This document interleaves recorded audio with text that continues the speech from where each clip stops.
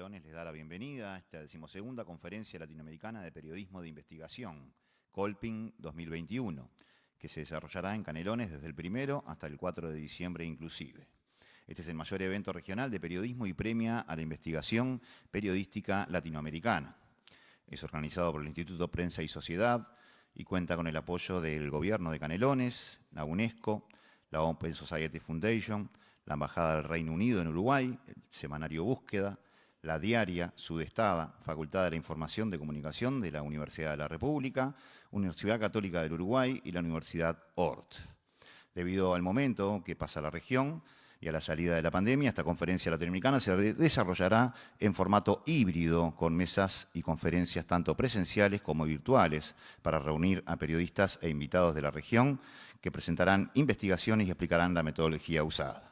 Las mesas y conferencias que se realicen tendrán como escenario principal el Hotel Hampton by Hilton, ubicado en Canelones, junto al Aeropuerto Internacional, y la cena de premiación se realizará en la bodega Varela Sarranz el viernes 3 de diciembre, donde se entregará el Premio Latinoamericano de Periodismo que reconoce públicamente a las mejores investigaciones periodísticas de la región.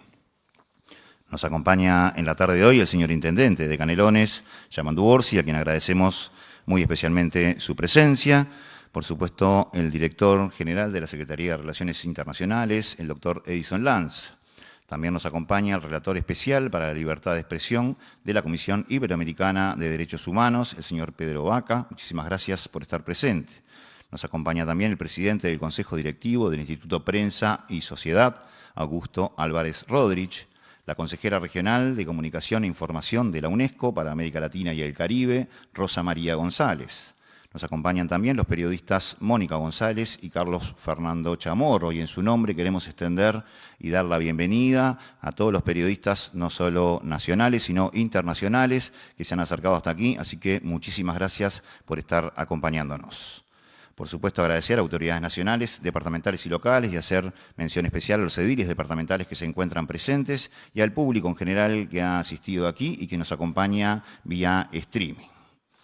Para dar inicio a la actividad, vamos a solicitar las palabras iniciales del presidente del Consejo Directivo del Instituto de Prensa y Sociedad, Augusto Álvarez Rodríguez, a quien vamos a convocar, y también vamos a invitar a la señora Rosa María González, consejera regional de Comunicación e Información de la UNESCO para América Latina y el Caribe, también a acercarse al escritorio. Por supuesto, al señor Pedro Vaca, relator especial para la libertad de expresión de la Comisión Iberoamericana de Derechos Humanos, y al señor intendente de Canelones, Yamandu Orsi.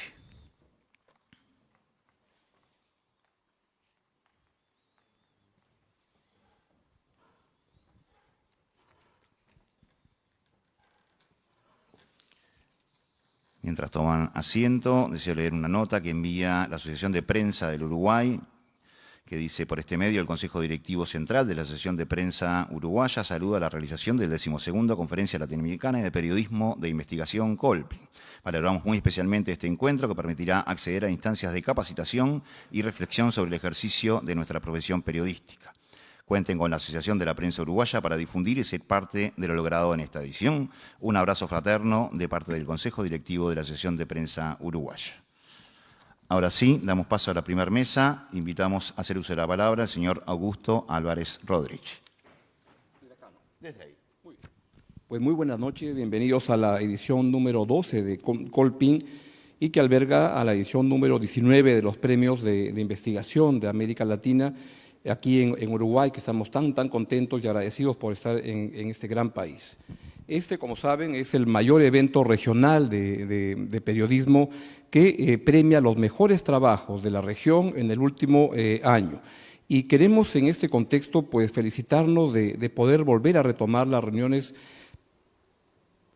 presenciales, estar acá todos juntos luego de que se interrumpieran. La última fue en el año 2019 en la Ciudad de México, y con ocasión de la pandemia pues hemos tenido 2 años de hacer la reunión de manera virtual. Gracias a Dios pues ya estamos no diría en la post-pandemia, pero durante la pandemia, y acomodándonos a ver cómo nos vamos acostumbrándonos a esta nueva etapa. Y es la primera edición entonces de carácter donde podemos estar todos juntos luego de 2 años. Este año tenemos aquí 125 periodistas y expositores que han liderado en la región proyectos de periodismo de investigación en 19 países de América Latina y también en Estados Unidos y en Europa.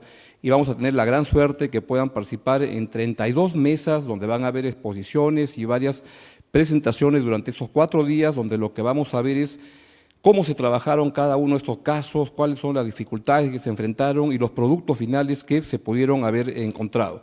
Que créanme que son estupendamente, están muy bien hechos y tenemos un gran año para poder presentar trabajos de periodismo de investigación que son realmente valiosos.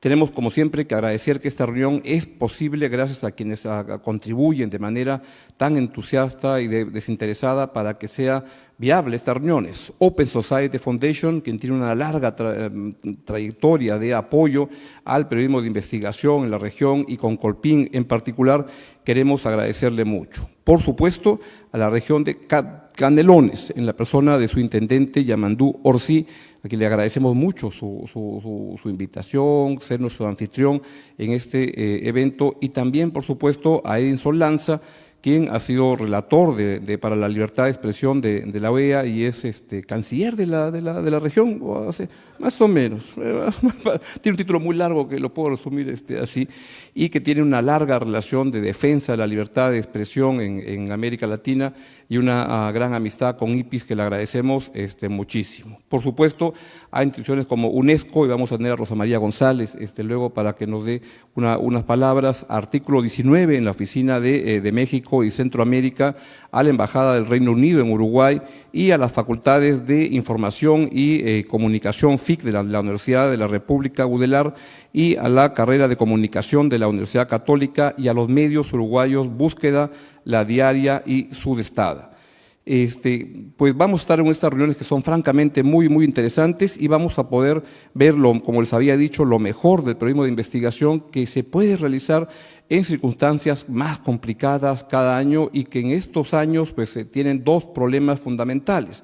Uno es el de la pandemia y lo que eso implica para poder trabajar reportajes de investigación y también para poder enfrentar los problemas propios de redacciones con menos recursos y ver cómo se puede trabajar en circunstancias que son adversas para ello. Y lo otro es un largo, antiguo problema que siempre está presente y que tiene que ver con las actitudes hostiles de gobiernos hacia el desarrollo del periodismo de investigación y el periodismo en general, y quisiera en este caso recordar lo que significa Nicaragua en este momento en el cual se enfrentan tantas dificultades para que el periodismo se pueda desarrollar con actitudes tremendamente hostiles, y recordar que la última reunión presencial que tuvimos fue en México y tuvimos la gran suerte y oportunidad de escuchar a Carlos Fernando Chamorro para que con un discurso muy impactante sobre lo que se estaba viviendo en Nicaragua en ese momento. Y esta noche vamos a tener también la oportunidad de volver a escuchar a Carlos Fernando para que nos siga contando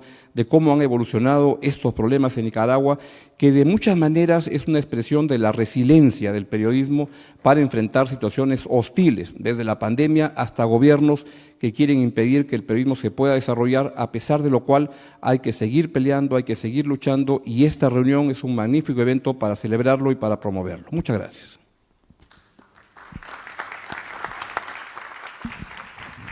Gracias, Augusto. Invitamos ahora a continuar a Rosa María González, consejera regional de Comunicación e Información de la UNESCO para América Latina y el Caribe. Si alguno desea venir hasta aquí, hasta el podio, puede hacerlo sin problema ninguno. Si lo desean, para apoyar las hojas, como gusten. Es opcional, sintámonos cómodos.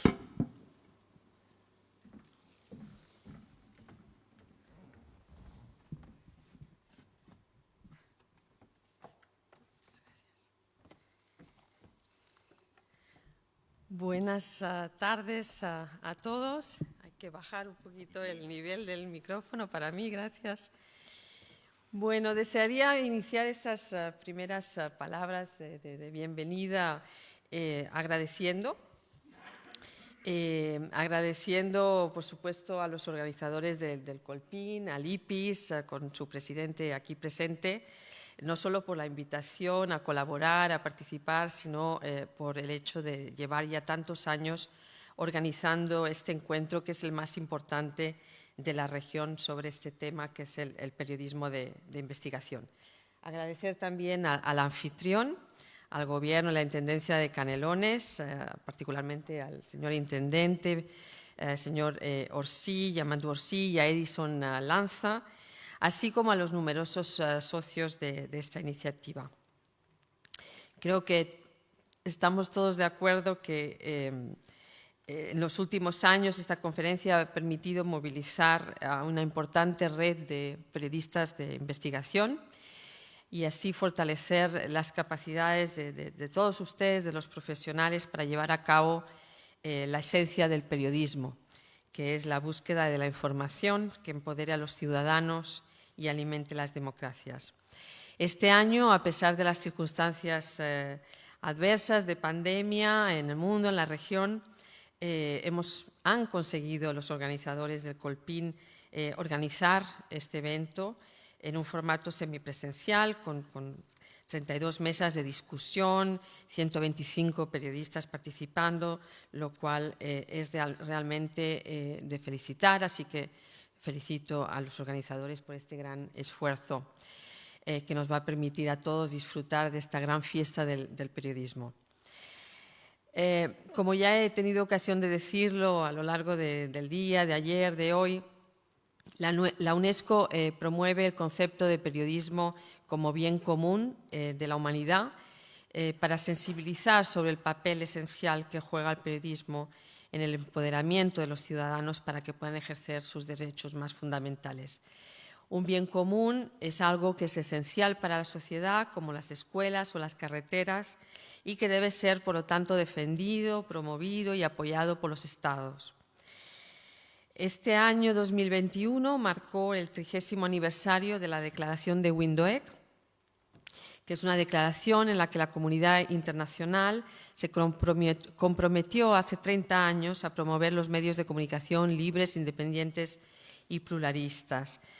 30 años después, en el 2021, la Declaración de Windhoek más 30, endosada por aclamación hace apenas unos días por la Conferencia General, los 193 miembros de la UNESCO reunidos en la ocasión de esa Conferencia General endosaron esta declaración que reconoce este concepto de información, de periodismo como bien común y que se refiere sin ambigüedades a una información verificada, fiable, de interés público que contribuye al interés general.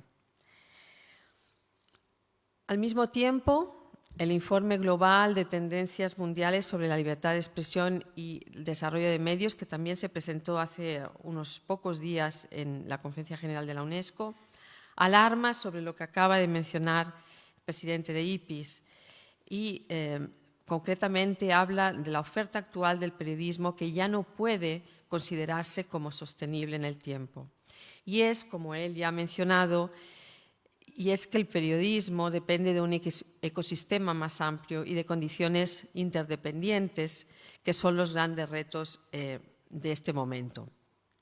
Por un lado, la violencia contra los periodistas en línea, offline, no disminuye, lo hemos hablado hoy, lo hablamos ayer, y afecta cada vez más a las mujeres periodistas, al tiempo que los altos índices de impunidad por estos crímenes persisten y sobre todo en la región. Al mismo tiempo, las violaciones a la libertad de expresión y libertad de prensa continúan siendo un gran desafío para la profesión. Las medidas por la pandemia hemos visto cómo han sido utilizadas para justificar violaciones de la libertad de prensa en todas las regiones y un número sin precedentes de incidentes y de abusos en el ámbito digital, sobre todo, se han registrado en casi todos los países.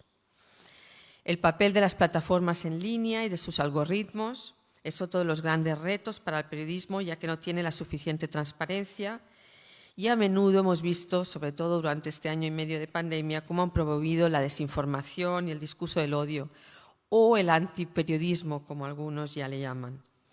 Sobre la desinformación, el secretario general de las Naciones Unidas ha dicho que la habilidad de causar desinformación a gran escala y menoscabar hechos basados en la ciencia es un riesgo existencial para la humanidad. Por último, también mencionado por el presidente de IPIS, la viabilidad económica de los medios de comunicación es, por supuesto, otro de los grandes retos. Mientras el periodismo y el periodismo de investigación que ustedes representan en particular necesita de un ecosistema económico y financiero que promueva su independencia y su estabilidad, sabemos que los nuevos modelos de financiación de la comunicación amenazan esta estabilidad y fomentan más la desinformación que el verdadero periodismo. Estos retos no deben desmotivarnos, por supuesto, sino que deben ser un llamado a multiplicar nuestros esfuerzos y también los esfuerzos de los gobiernos, de la sociedad civil, de las empresas privadas, para apoyar fórmulas e iniciativas que fomenten ese periodismo independiente y esa información como bien común de la humanidad. El Premio Nobel de la Paz fue otorgado este año a 2 periodistas, lo que significa un gran reconocimiento a nivel internacional a la labor del periodismo para alcanzar la paz, la justicia y la democracia como el Objetivo de Desarrollo Sostenible 16 de la Agenda 2030 también reconoce. El próximo Día Mundial de la Libertad de Prensa, el 3 de mayo del 2022, volverá a la región, aquí, a Uruguay, con el tema «El periodismo bajo vigilancia», respondiente a la creciente preocupación por el uso de la vigilancia y del espionaje en línea como tácticas para acceder a información confidencial e intimidar a periodistas. Confiamos en que el empuje que dará la atención a nivel mundial sobre este tema contribuirá a entender y responder mejor a la situación, sobre todo mejorando la protección de los periodistas y del periodismo de estas prácticas. Los desafíos son muchos y hoy los hemos escuchado de la voz de las víctimas de la violencia contra periodistas, pero debo decir que la movilización en el mundo también es muy importante y no debemos, como dije antes, desmotivarnos. Actividades como el Colpin contribuyen a identificar soluciones y a fortalecer alianzas. Les felicito de nuevo por esta iniciativa y les deseo una excelente semana. Muchísimas gracias.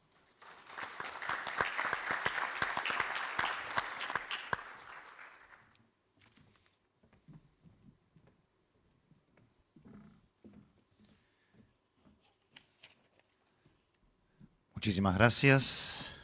Invitamos ahora al caballero Vaca. No sé si desea hacerlo desde ahí o desde aquí, como gustes. Bueno, hola. Sí. Muy buenas noches a todas, a todos. Es un gusto para mí estar acá en Canelones, región del Uruguay que escucho frecuentemente por cuenta del trabajo de Edison. Es un gusto además venir al sur porque es una región en la cual hay mucho pensamiento alrededor del derecho a la libertad de expresión. Es un gusto además que en este lugar estemos reencontrándonos con muchas personas que no veíamos hace mucho tiempo y quisiera agradecer a todas las organizaciones, entidades convocantes, patrocinantes, a IPIS, a Adriana por el trabajo que implica la organización de este evento. Es muy importante para la relatoría. El Colpin es tal vez uno de los espacios donde se gesta el mejor periodismo de la región. Y el mejor periodismo que haya conocido esta región se está haciendo en este momento. Y se está haciendo en este momento en medio de unas circunstancias muy difíciles, bajo muchísimas fuentes de amenaza de distinto orden en los distintos países. Y yo quisiera simplemente animar a que estos espacios de reflexión periodística se mantengan. Se habla con frecuencia que la relación entre periodismo y democracia es necesaria, es directa, pero para los tiempos que transcurren en la región, muchos países con entornos completamente cerrados, otros en proceso de ir cerrándose, yo creo que el periodismo es indispensable y por eso este tipo de espacios son fundamentales. Arrancan 3 días intensos y como ha sido siempre tradición del Colpin, estoy seguro que vamos a seguir teniendo historias de relevancia para la región, que desnuden lo que el poder quiere ocultar, que sea empático con las violaciones a derechos humanos y que ojalá nos ayude a reconstruir el Estado de Derecho y la democracia en aquellos lugares donde se está perdiendo. Muchas gracias por la convocatoria, un placer estar con ustedes.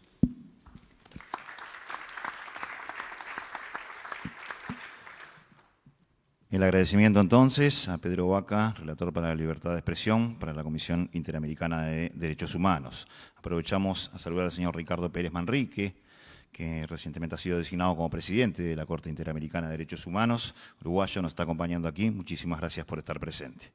Vamos a invitar a cerrar esta primera mesa al señor Intendente de Canelones, Yamandu Orsi.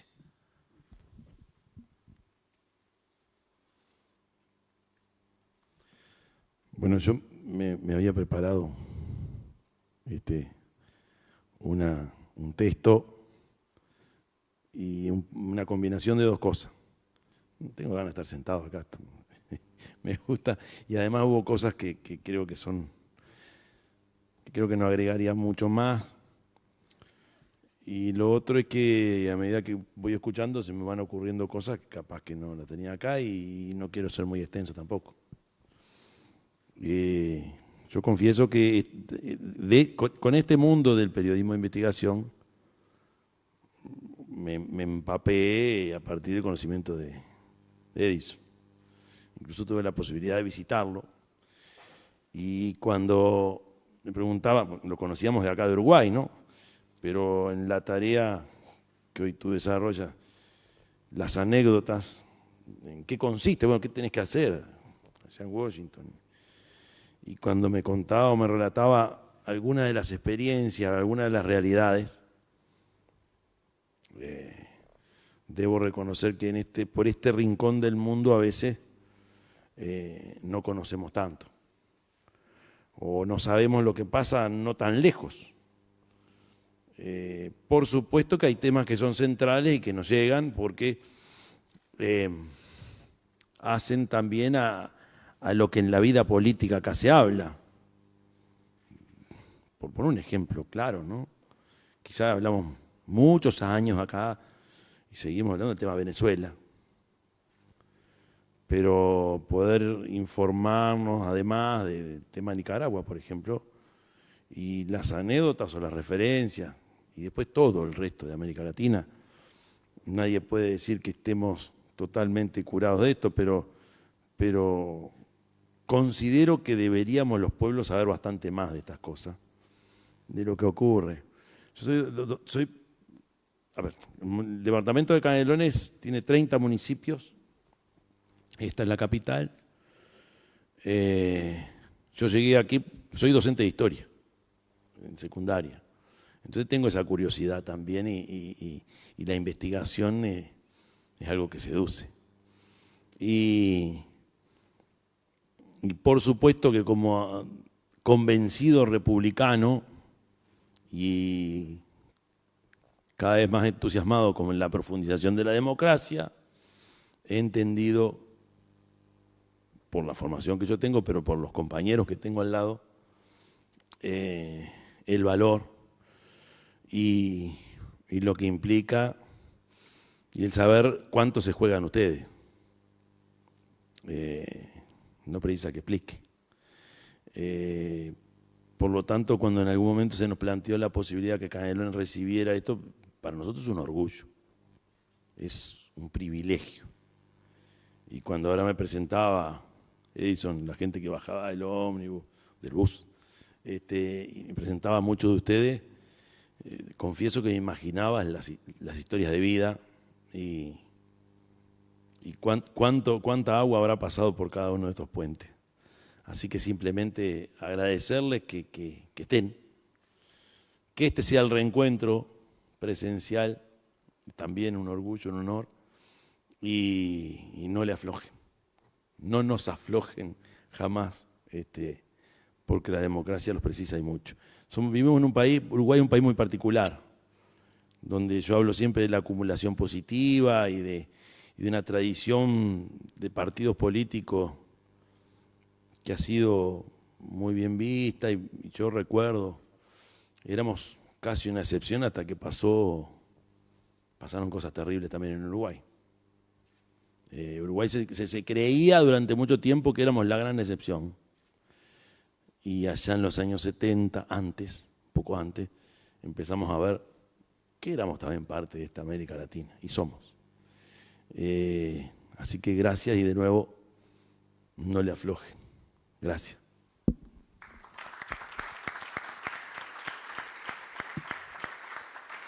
Gracias, Yamandú. Invitamos a todas las autoridades a volver nuevamente a la platea para realizar una primera conferencia de apertura y que puedan ser testigos y partícipes de esta. Para ello vamos a invitar a Mónica González, periodista chilena, exdirectora del Centro de Investigación Periodístico CIPER entre 2007 y 2019. En 2010 recibió el Premio Mundial UNESCO Guillermo Cano de la Libertad de Prensa, en tanto en 2019 recibió el Premio Nacional de Periodismo. Es autora de libros sobre la historia reciente como La Conjura, Los 1001 días del golpe militar en Chile, Los secretos del imperio Cardima. También vamos a pedirle la participación a Carlos Fernando Chamorro, quien nombraba ya el presidente de IPIS hace un rato. Es periodista de investigación nicaragüense y fundador y editor de Confidencial. En 2021 recibió el Premio Ortega y Gasset de Periodismo, debió exiliarse en 2 oportunidades desde diciembre de 2018, luego de que las fuerzas de seguridad del régimen de Daniel Ortega ocuparan la redacción del medio que dirige. El hostigamiento contra él y su medio continúan hasta el día de la fecha.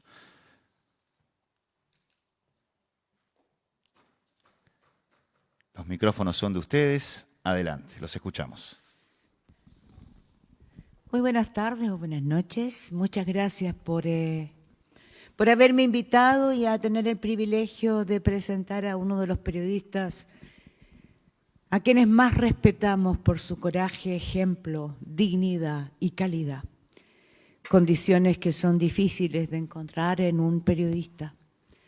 Pero yo antes quisiera decir unas palabras. Asistimos a una situación gravísima. Se ha deteriorado la democracia en todo el continente. Nos están matando como moscas en algunos países, como México, y sigue siendo una democracia. Y nos están acosando y vigilando con vigilancia remota, policial. Como decía Marcela Turati hace muy pocos días, por descubrir una fosa de 197 inmigrantes a los que asesinaron salvajemente, más de 197, fueron a ellos, a ella y al investigador forense y al investigador de derechos humanos, más Marcela, a los que investigaron, acosaron y acusaron de delitos increíbles. Bueno, como dice Marcela, desenterrar cadáveres en América Latina es un delito, no enterrarlos para ocultar las pruebas. ¿Cuándo pensamos que íbamos a volver a esto? Si ya lo vivimos en las décadas en que las dictaduras militares nos dejaron un reguero de muertes. Bueno, hay que concluir algo. No ha valido de nada las presiones de los organismos internacionales, multilaterales. Antes había un poco más de solidaridad, se sentía. Hoy día nos tenemos a nosotros. Y eso hay que celebrarlo. Hemos aprendido que los periodistas unidos, despojados de egos, trabajando en equipo, protegiéndonos, a veces sin publicar los nombres, como lo acaban de hacer los periodistas nicaragüenses. Nos defendemos mejor de la muerte, porque hay algo que también hemos aprendido. Mientras la democracia decrece, decrece y decrece, y va perdiéndose hasta el sentido de lo que era vivir en democracia, esta pandemia ha dejado a la luz una crisis política, social, económica, con la corrupción al medio, subiendo y subiendo de grado, sin control.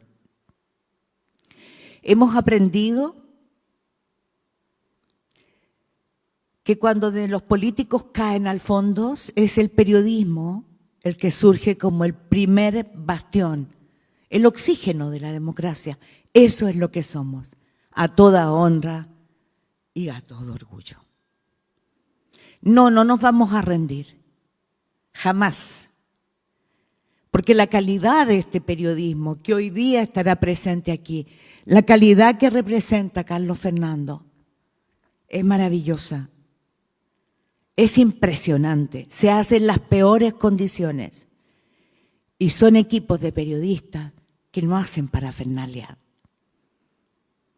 No hay como ayer aquellos superwoman, super Mann, que tenían el deleite de seducirnos con sus explotaciones, con sus maravillas. No, ahora son equipos que luchan por la vida contra la muerte. Sin más, quiero decirles que esa obra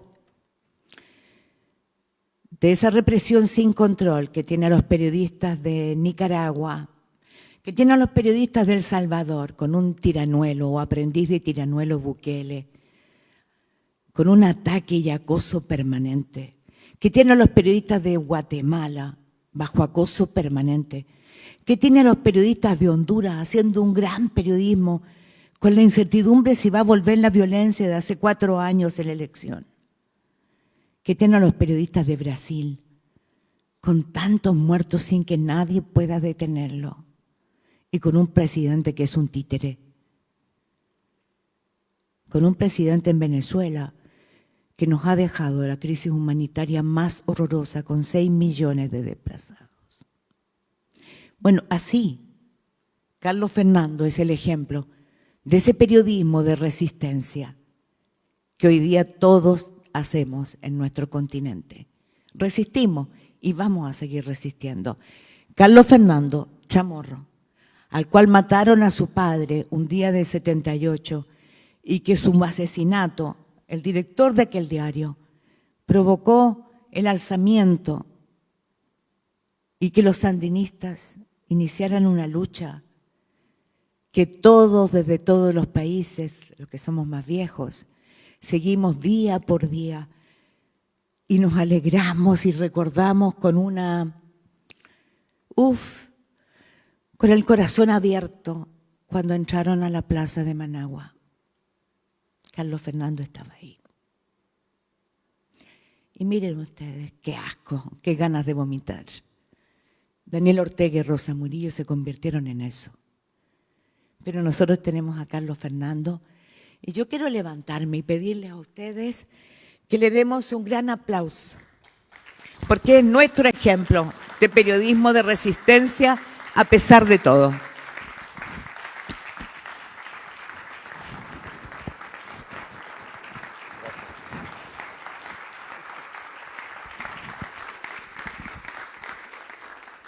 Ya me alargué demasiado, perdón, así que voy al tiro a Carlos Fernando. Carlos Fernando, estás en el exilio ahora. ¿Cómo fue ese proceso tan acelerado en que te convertiste en un periodista exiliado nuevamente?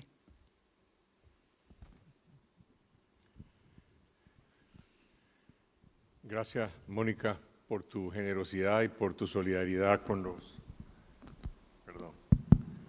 la prensa centroamericana. Y gracias a IPIS por invitarme nuevamente a conversar con los periodistas de América Latina sobre lo que se vive hoy en Nicaragua, que para responder de una vez la pregunta, estamos bastante peor todavía que hace 2 años. Yo me exilié por primera vez en los primeros días de enero del 2019, después que la redacción de Confidencial había sido asaltada ilegalmente por la policía y ocupada en la medianoche del 13 de diciembre del 2018, un año de protestas, un año de rebelión, de insurrección cívica en Nicaragua, en el que la dictadura familiar de los Ortega Murillo, que había gobernado durante casi una década, concentrando todos los poderes del Estado con una alianza con los grandes empresarios de Nicaragua, sin democracia y sin transparencia, y manteniendo algunos espacios de tolerancia para la prensa crítica que investigaba y denunciaba la corrupción, sin tener esto ninguna consecuencia porque el gobierno tenía el control total de todo. En el momento en que se desataron las protestas de los estudiantes universitarios y otros sectores en abril 2018, esa dictadura familiar que se veía inexpugnable y que tenía el control de todo, perdió la mayoría política del país, perdió el control de las calles y reaccionó con una represión letal desatando el peor baño de sangre de la historia de Nicaragua en tiempos de paz. Nosotros venimos de guerras fratricidas, de la guerra de liberación contra la dictadura de Somoza, de la guerra de la Contra, pero lo que ocurrió en abril de 2018 fue una matanza. Más de 328 personas fueron asesinados por la policía y paramilitares con armas de guerra. Hubo miles de heridos, centenares de presos políticos y decenas de miles de exiliados. Yo nunca pensé que tendría que exiliarme y teníamos en Confidencial y tenía yo personalmente la convicción de hacer periodismo hasta el último momento. Incluso el día que asaltaron Confidencial, nosotros ese mismo día estábamos en línea haciendo periodismo y en la noche, al día siguiente, yo estaba en el canal de televisión haciendo mi programa. Pero una semana después asaltaron a los colegas del canal de cable 100% Noticias y esa noche capturaron a Miguel Mora y a Lucía Pineda. Y al día siguiente los expusieron como presos políticos en un juicio político acusándolos de incitación al odio y terrorismo por hacer periodismo. Y ese fue el campanazo que a mí me obligó a tomar la decisión no planificada e inesperada de salir al exilio. Era esperar que me capturaran porque sabía que existía no una orden legal o judicial, sino una decisión política de capturarme, de apresarme, de silenciarme, o me quedaba esperando eso o salía al exilio para preservar mi libertad y poder seguir haciendo periodismo desde Costa Rica. Y eso fue lo que hice en los primeros días de enero del 2019. Y 11 meses después, casualmente unas semanas después de la conferencia de Colpin en México, en noviembre del 2019, el 25 de noviembre del 2019, regresé a Nicaragua.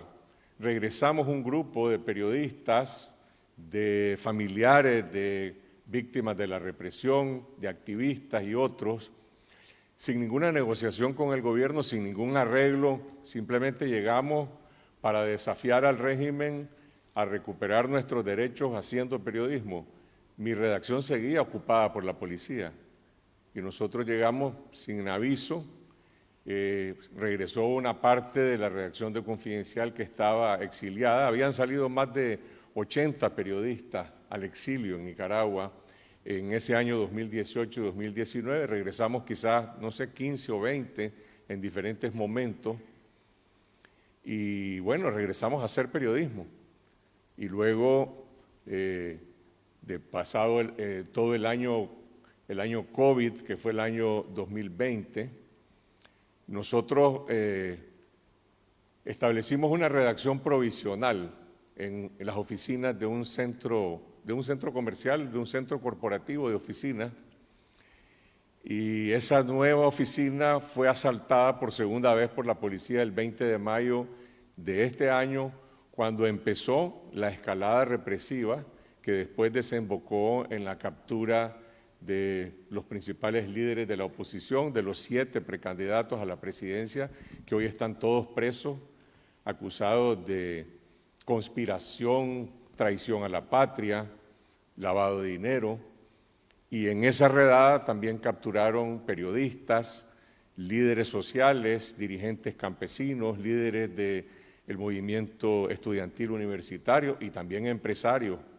Y en esa redada estaba otra vez incluido yo, y antes de ser capturado tuve que volver a salir al exilio a mediados de junio.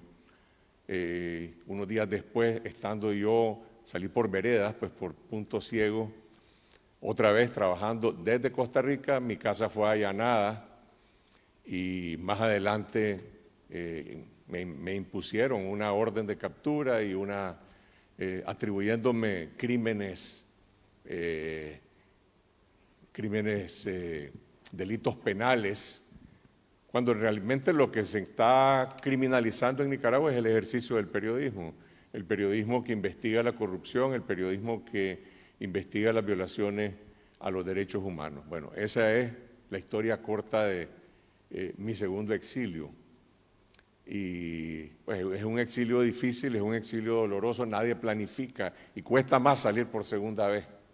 Cuesta mucho más todavía salir por segunda vez. Sin embargo, tengo que decir que, tomando en cuenta el cierre de todos los espacios políticos en Nicaragua, el silenciamiento no solamente de los líderes que le ganaron a Daniel Ortega esta elección del 7 de noviembre, porque cualquiera de los que estaba preso, incluso eso se comprobó con encuestas que nosotros contratamos, habría obtenido el 65% de la votación y solo el 17% habría votado por Ortega. Esa elección la perdió Daniel Ortega en las masacres de abril de 2018 y la volvió a perder cuando encarceló a toda la oposición y cerró la vía electoral en Nicaragua. Y sin embargo, nosotros, los periodistas que no hemos sido silenciados, tenemos el compromiso de contar la verdad, de seguir investigando y de seguir haciendo periodismo y contando la verdad, y además tomando partido por las víctimas de la represión, tomando partido por los presos políticos en Nicaragua que deberían ser liberados todos.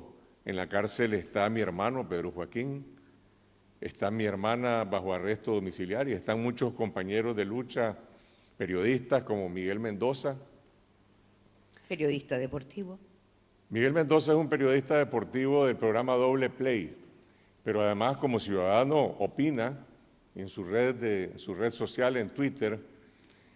Irónicamente, su último mensaje en Twitter fue una denuncia el día 23 de junio que estaban allanando mi casa. Yo no estaba en mi casa, yo había salido varios días antes y Miguel nunca pensó que lo iban a capturar a él porque él dijo, yo no soy una persona importante, yo soy un periodista deportivo, y hoy tiene ya más de 150 días de estar en la cárcel. Él es un ejemplo de que en Nicaragua no solamente se ha criminalizado la libertad de prensa, sino también la libertad de expresión, el derecho a la libertad de opinión y el derecho incluso a la libertad de conciencia. En la cárcel también están fuentes informativas, personas analistas políticos, abogados, juristas, economistas, defensores de derechos humanos, que eran fuentes fundamentales para la prensa independiente. Es decir, hoy en Nicaragua seguimos haciendo periodismo desde el exilio gracias a las plataformas digitales, pero ya no tenemos fuentes que podamos citar en el país. Tenemos que proteger las identidades de todas las fuentes y también proteger las identidades de los periodistas que en Nicaragua siguen haciendo periodismo.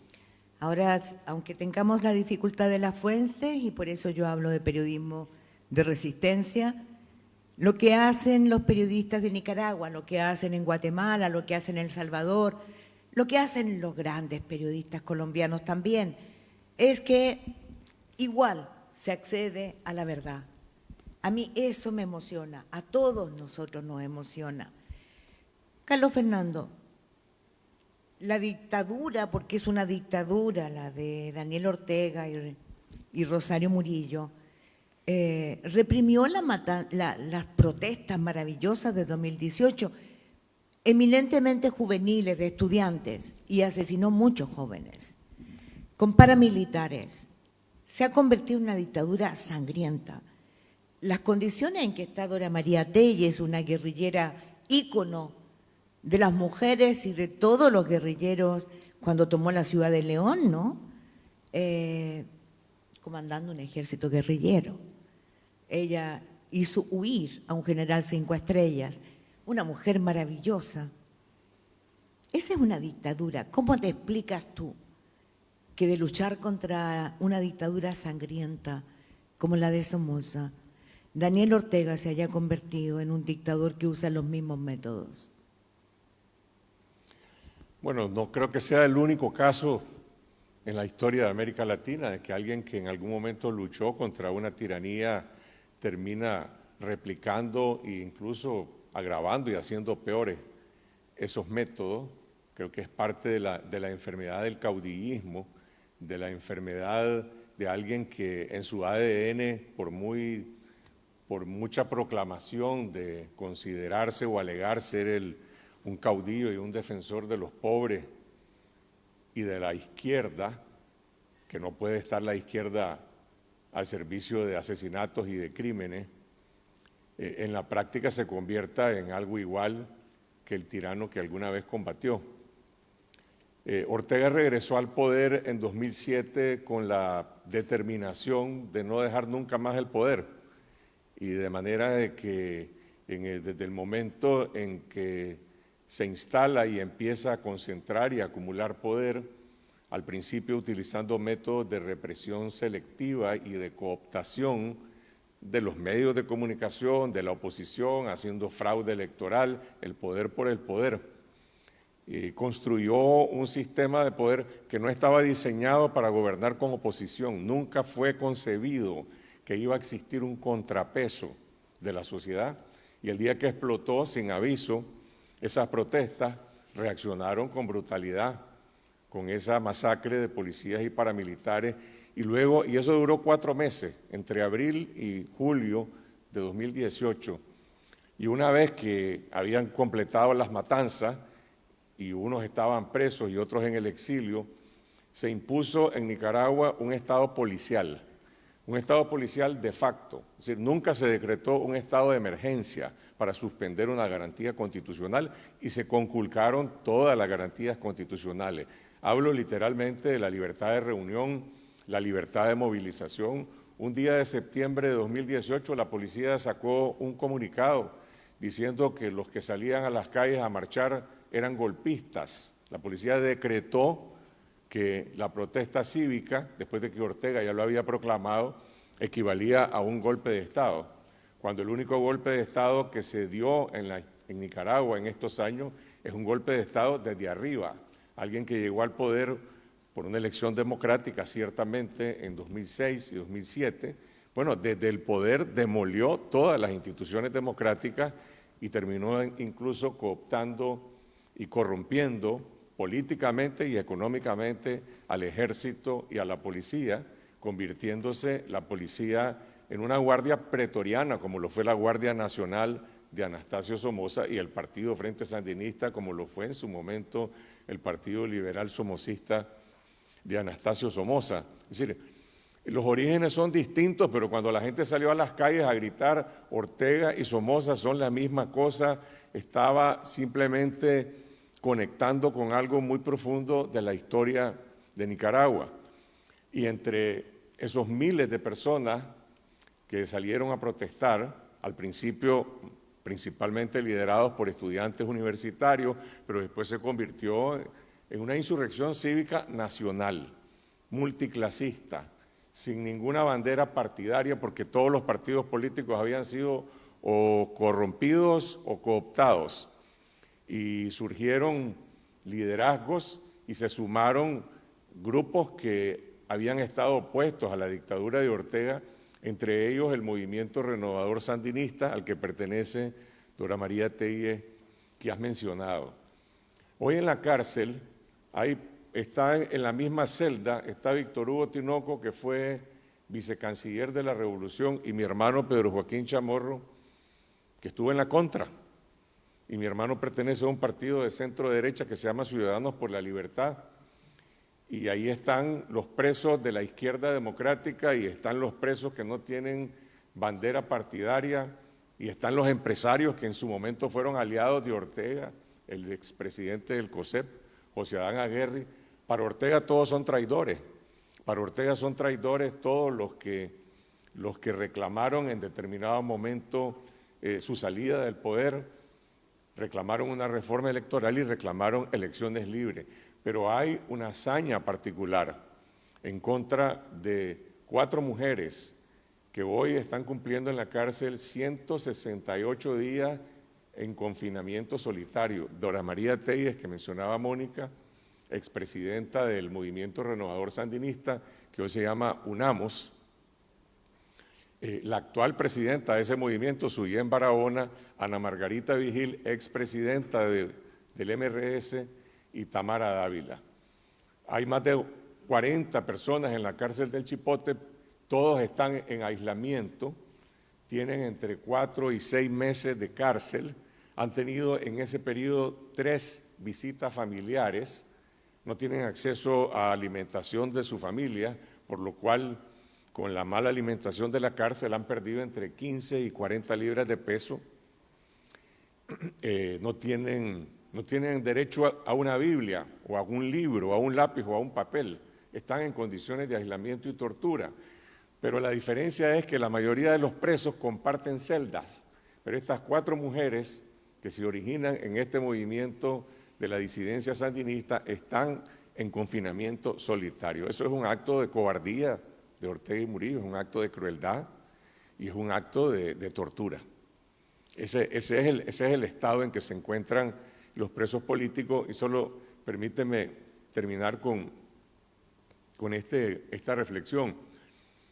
En Nicaragua no hay salida posible a futuro si no empieza con la liberación de todos los presos políticos y la anulación de los juicios para que preserven y recuperen sus derechos políticos. Lo que Ortega hizo fue echarlos presos e inhabilitarlos políticamente, y ahora pretende eventualmente que en algún momento se conviertan en moneda de cambio, de transacción, de canje, quién sabe para qué clase de negociación. En Nicaragua hay un reclamo nacional y es importante el acompañamiento que existe en la comunidad internacional, en la Unión Europea, en la mayoría de las naciones de la OEA, incluido Uruguay, que se pronunció recientemente en la OEA condenando y demandando la liberación de los presos políticos, y por el otro lado declarando que las elecciones del 7 de noviembre no tienen legitimidad. Hay una demanda internacional para que se proceda a la liberación total de los presos políticos. ¿Se puede hacer eso con Daniel Ortega y Rosario Murillo? Posiblemente no.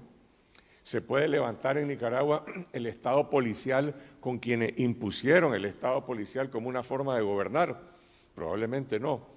Pero la salida que está demandando el pueblo nicaragüense es una salida de resistencia cívica, no es una salida armada. Aquí no se está replicando la revolución de 1979, ni tampoco otros alzamientos armados que en la historia de Nicaragua se han planteado. Eso es lo complejo, lo difícil, lo doloroso de este proceso en el cual los periodistas hemos sido testigos y hemos sido hasta cierto punto también protagonistas de resistencia cívica. Nosotros hacemos resistencia en lo que nos corresponde, que es hacer buen periodismo, es hacer mejor periodismo, que es la única manera que tenemos para protegernos en una sociedad donde no hay Estado de Derecho, donde no hay ningún mecanismo de protección, donde incluso la sociedad civil ha sido perseguida y criminalizada.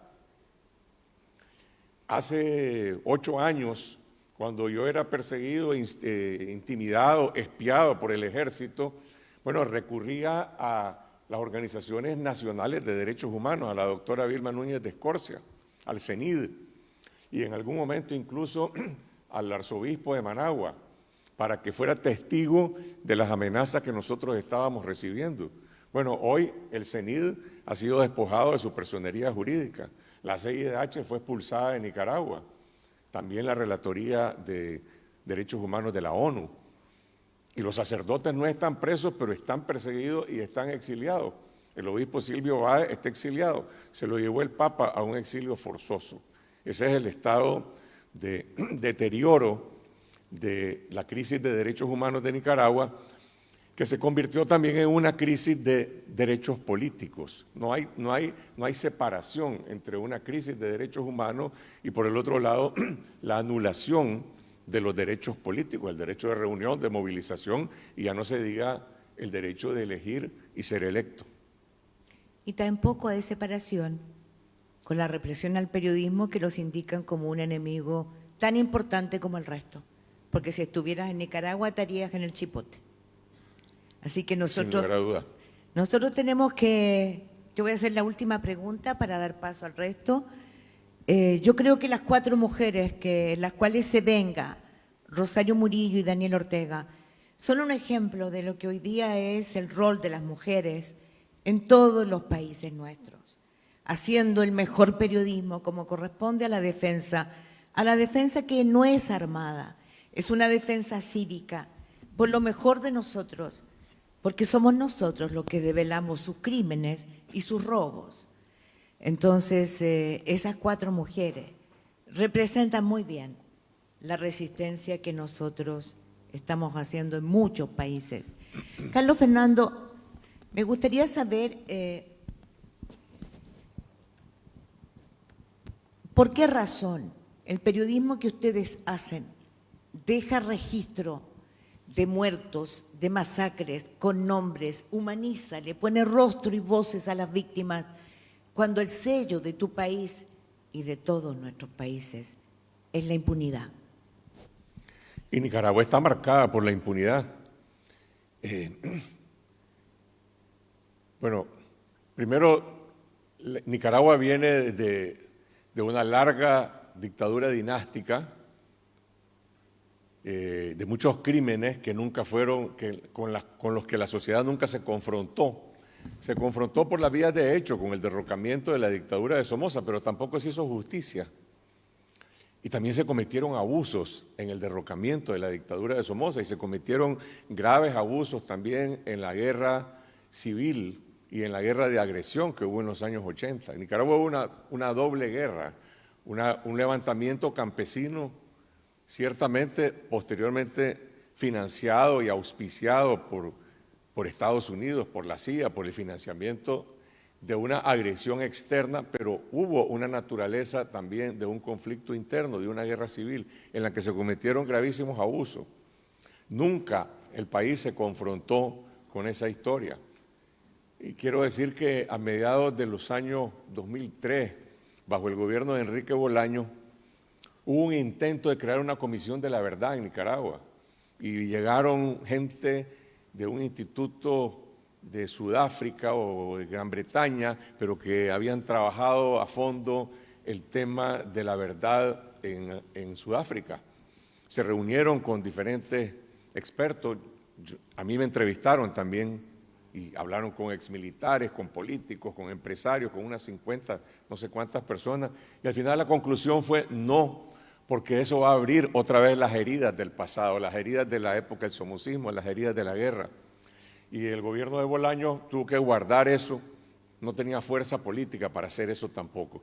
Digo eso como un antecedente de que si hoy, si en esta crisis que está viviendo Nicaragua no somos capaces de confrontarnos primero con la verdad, y eso pasa en primer lugar por nombrar a las víctimas, que es lo que nosotros empezamos a hacer haciendo periodismo en la primera semana de la masacre de abril. Yo recuerdo perfectamente bien cuando Daniel Ortega compareció en cadena nacional de radio y televisión a los 4 o 5 días de iniciada la matanza, ya habían 30 y pico de muertos, y no se atrevió a mencionar un nombre, no se atrevió a decir una sola palabra. Empezó a decir que esos eran grupos de pandilleros, de narcotraficantes, de drogadictos, cualquier cantidad de cosas, de infiltrados. Y yo dije, nosotros tenemos que nombrar a los muertos y empezar a decir quiénes son y quiénes son sus historias. Y ahí empezó, pues si se quiere, de un impulso de ahora hay que establecer las bases de la verdad. Bueno, y de ahí surgió el movimiento de las víctimas, de las Madres de Abril, que hoy son una fuerza social importante. No hay justicia, hay impunidad, todos los crímenes están en la impunidad, pero están siendo documentados en parte por el periodismo, en parte por las organizaciones de derechos humanos y también liderados por las organizaciones de víctimas. Se está creando la base de un futuro que no sabemos cuándo llegará. Primero hay que recuperar la democracia, primero hay que salir de la dictadura, hay que recuperar la democracia, hay que desmantelar la dictadura y paralelamente crear la base para una verdadera investigación de eso que el Grupo Interdisciplinario de Expertos Independientes, el GIEI, una institución que fue creada por la CIDH, con la anuencia del gobierno, aunque después el gobierno se arrepintió y los expulsó también, calificaron lo ocurrido en Nicaragua como crímenes de lesa humanidad.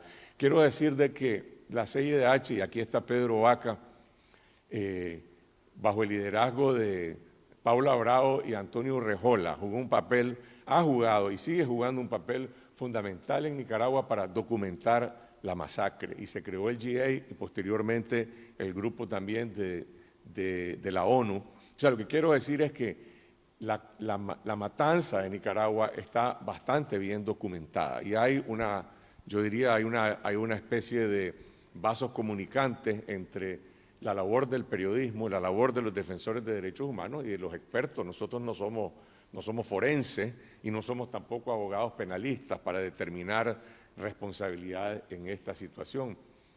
Pero sí es importante que se ha puesto en la agenda de futuro del país el tema de la verdad y el tema de la justicia. Hay gente que dice, no, de eso mejor no se hable porque así las transiciones no tocan esos temas. Y yo creo que el periodismo tiene un compromiso, por lo menos lo tenemos nosotros, con las víctimas, con la verdad y por lo menos yo, pues que ya soy de la tercera edad y que viví la revolución del 79 y que viví en carne propia también el asesinato de mi padre, tengo la convicción de que si no nos confrontamos con la verdad y la justicia, puede surgir mañana una transición democrática y algún gobierno más o menos que va a poder hacer alguna reforma, pero en Nicaragua tiene que hacerse una reforma y tiene que atacarse el problema de la impunidad y también el problema de la corrupción. Es decir, son dos cosas que son inseparables. ¿Cómo se puede hacer eso? Se puede eventualmente en Nicaragua tener la fortaleza política de un nuevo Estado para lograr una comisión supranacional o un apoyo internacional como lo fue en su momento la CICIG de Guatemala. Bueno, la CICIG tiene sus pros y sus contras. No me voy a extender más, pero son los dolores de cabeza que yo tengo tratando de pensar el futuro de Nicaragua. El futuro de Nicaragua no es solamente salir de Daniel Ortega, desmantelar la dictadura, acabar con los paramilitares. El futuro también es equidad, es crear oportunidades y sobre todo enfrentar ese tema de la justicia. Como ven, lo que nos ha contado Carlos Fernando es lo que nosotros todos estamos haciendo en nuestros países. En Chile lo hicimos y nosotros dijimos la verdad, la escribimos, la documentamos en dictadura. Cuando llegaron jueces probos no tenían más que abrir los expedientes, que lo que hizo la Vicaría de la Solidaridad junto a periodistas y defensores de derechos humanos. Eso es lo que estamos haciendo, porque somos los geógrafos de la vida, los geógrafos de la vida. Ese es el periodismo de resistencia hoy. Nuestro deber es documentar, no dejar ni un solo registro que se nos escape, porque de nosotros depende lo que venga la construcción del mañana. Carlos Fernando, muchas gracias. Te dejo aquí el cierre. Bueno, yo quisiera decir que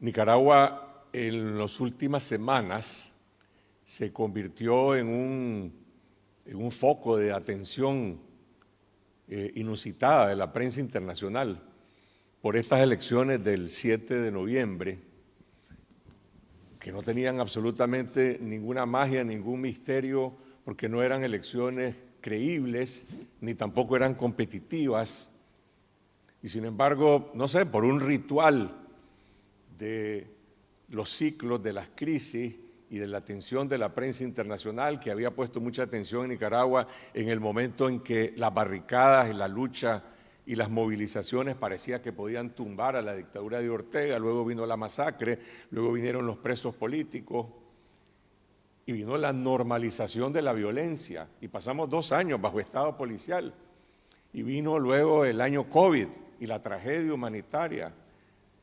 El régimen de Ortega no solamente negó la pandemia, la propició.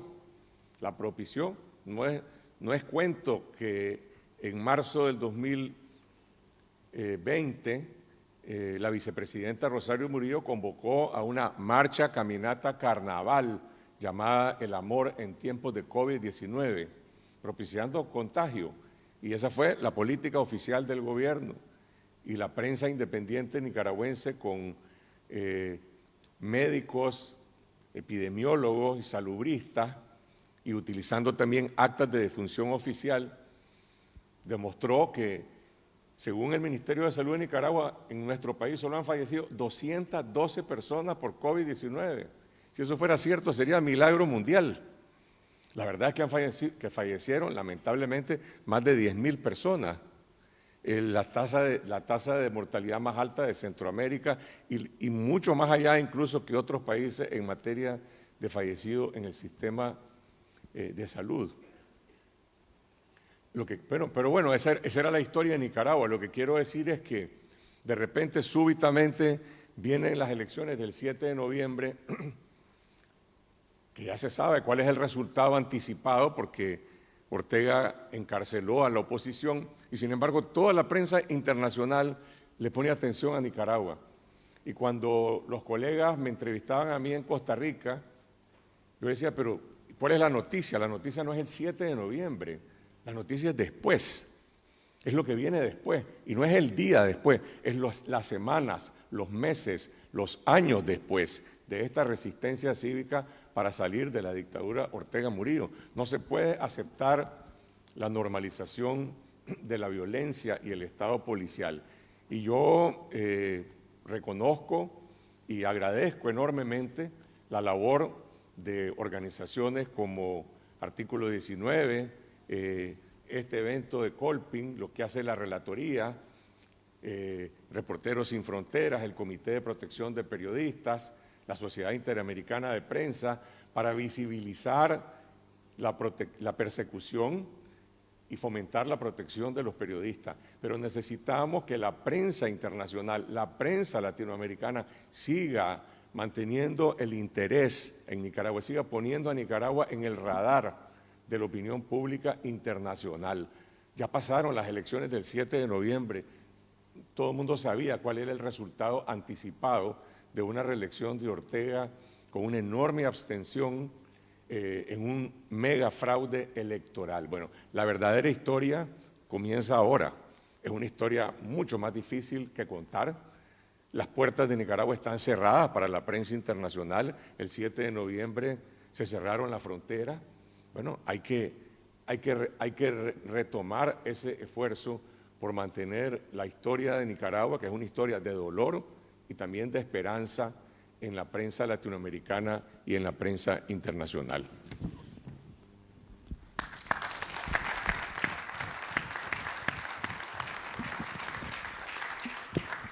El agradecimiento entonces a Mónica y a Carlos Fernando, muchísimas gracias por contarnos sus experiencias. Por supuesto, el agradecimiento a IPIS por elegir a Canelones para su Colping 2021.